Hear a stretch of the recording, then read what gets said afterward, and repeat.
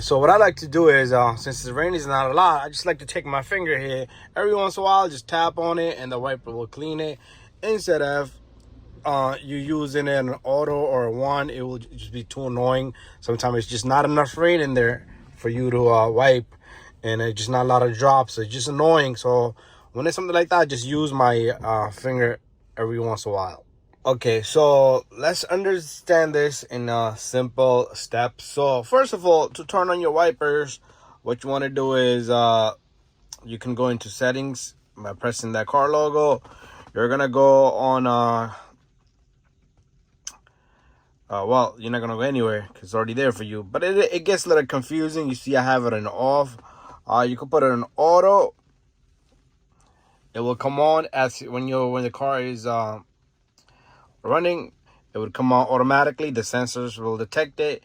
Or you can put it in 1, 2, 3, 4 speed.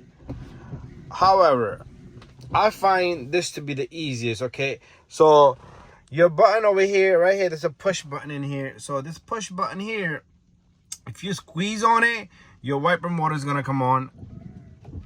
If you squeeze deep hard, and if you just push on it lightly, your wipers will come on just to clean out your windshield. However, when you press this, if you take a look, I'm gonna press this, you're gonna see something come up over here.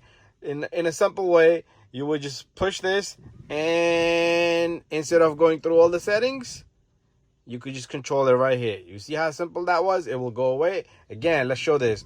You can push this button, and you can leave it in auto, 1, 2, 3, or off. That's how simple that is.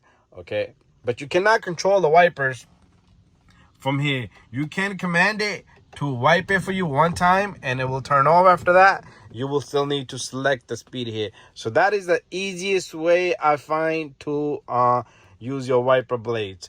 Thank you for watching my video, guys. If you guys have any questions, don't hesitate to send me a message. And bye-bye.